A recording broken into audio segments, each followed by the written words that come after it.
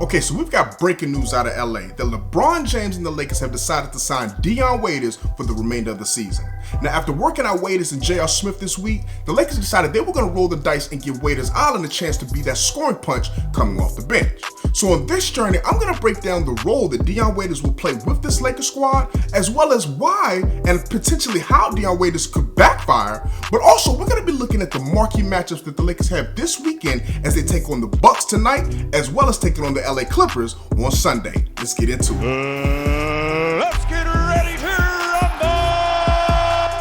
Welcome back to Journey of a Ballaholic, the best talk show for basketball addicts. I'm your host, General Hannibal X. Now, if this is your first time on the channel, what you're going to get here is my passionate and unfiltered opinion on the hottest NBA and college basketball topics. Now, if you're a ballaholic like me, go ahead and hit that like button, smash that subscribe, and make sure you tap that notification bell so that you'll be updated whenever I drop new videos, which is going to be every Monday and Friday at 6 p.m. Eastern Standard Time. Now, before we get too far into this video, let's go down to the comment section below for the comment of the day. I want to know, what do you think? Did the Lakers make the right move by signing Dion Waiters over J.R. Smith?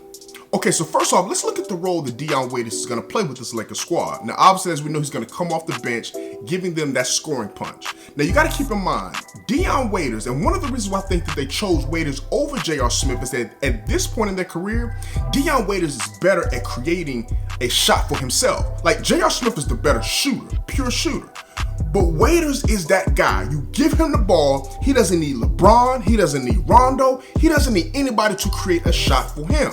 He's one of those tough shot makers. And that's what the Lakers were missing off their bench. Rondo's great at being able to facilitate and create shots for others. And we still want that dynamic that he's going to bring, especially when LeBron is not on the court.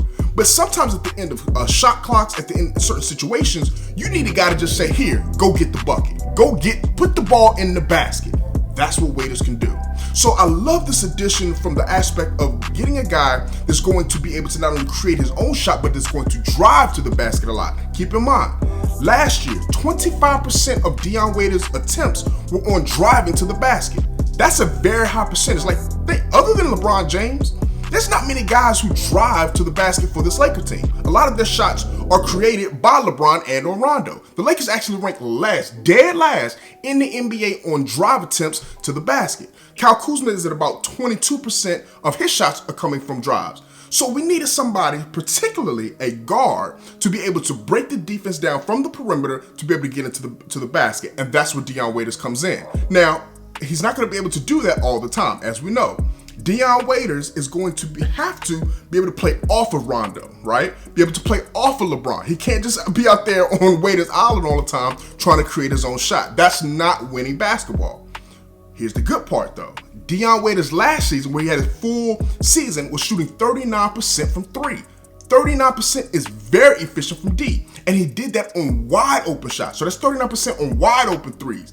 He's very excellent at being able to shoot from the left corner, which is good because Kuzma is good from the opposite corner. So those two will be able to play off each other as scoring options on that second unit. Now, Dion Waiters is no all defensive guy, right? We get that. But Dion Waiters is a bulldog. He's tough. That's one of the things I loved about the Markieff Morris signing, was that he brought toughness. And Dion Waiters at the guard position is going to bring toughness. He's a guy who's not going to care about competing, not going to care about being physical. That's what you want. And the Lakers got that. Now, as we understand that in order to get him into the lineup, he has to take away from someone else. It's addition and subtraction. You add him, you got to subtract from somewhere else. And the minutes that will be subtracted from other people, I don't think it's going to be a big chunk of minutes from any one particular player. Now, if there is one, I would say Alex Caruso, right? He's been that kind of third guard with Rondo and KCP off the bench. So I can see Caruso being that guy to take a little bit more of a back seat. But I also think guys like Rondo, as well as KCP, you're going to see some of their minutes, just maybe like I said, 2 or 3 here of their minutes being taken away for Waiters. I don't expect Waiters to be a 20, 30 minute per night guy. I think he's going to be in that 10 to 15 minutes per night. When he's hot, you keep him in. When he's not, you get him out of there and you put somebody else in there that can do something different. That's the good. The bad is he is Dion Waiters, and he is available for a reason. Let's keep it 100. Waiters was with Miami Heat, where he had a okay start for just 3 games, but he has a lot of off the court issues. We heard about the edibles, the gummies, weed gummies, whatever that was. He's supposedly calling out sick, but then he's posting Instagram pictures on a yacht somewhere. So we understand. So the off the court, the focus, I don't really know if it was there with that Miami team. Maybe he just didn't want to be there. Nonetheless, he's here, he's in LA, he's with the Lakers, and he's got a chance to kind of extend his career. Because this probably is going to be his last stop if he doesn't maximize on his potential. We saw Dwight Howard be able to do that, and that's why he's had a resurgence in his career, specifically as a role player coming off the bench for the Lakers. So I think all in all, I love the addition of Waiters. I think he's going to bring different dimensions that the Lakers did not have, that's going to complement the role players and the bench players that we currently have. And it kind of sets up for some real interesting matchups. Like I said, early in the season, Waiters was playing with the Miami Heat, and in his first game of the season, he played against the LA Clippers. And there was a big time moment at the end of that where Waiters had been dropping 3 after 3 after 3, bombing away as he normally does. And he was in a situation where he had to defend their closer in the fourth quarter, Lou Williams. He put the clamps on Lou Williams.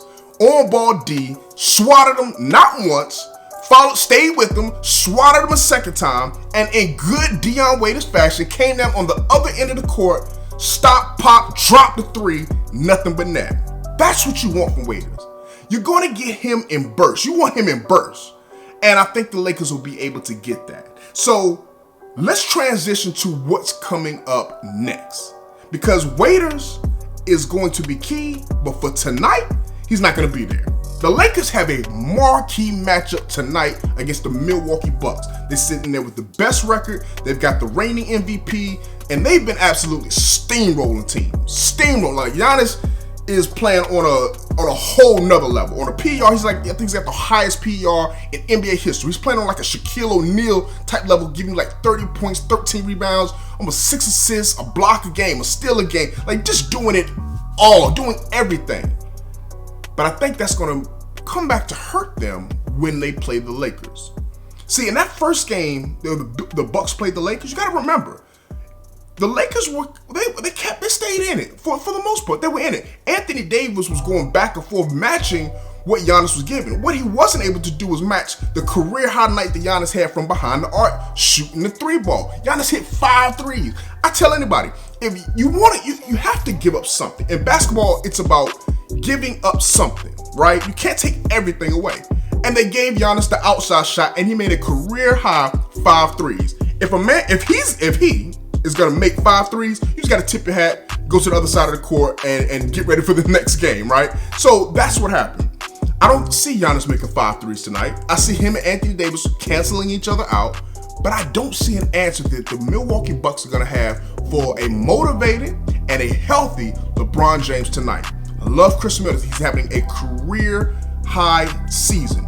Points, efficiency, rebounds, across the board, playing excellent basketball. In the 50-40-90 club, playing amazing. But LeBron's a different monster. Now, I don't know if they're going to put Middleton on him or whether that's Wesley Matthews, but that's going to be the X factor for the Lakers winning this particular series against the Bucks is LeBron's dominance, as I think Giannis and Anthony Davis will cancel each other out. But then you got a matchup on Sunday. And Sunday is the Lakers versus the Clippers.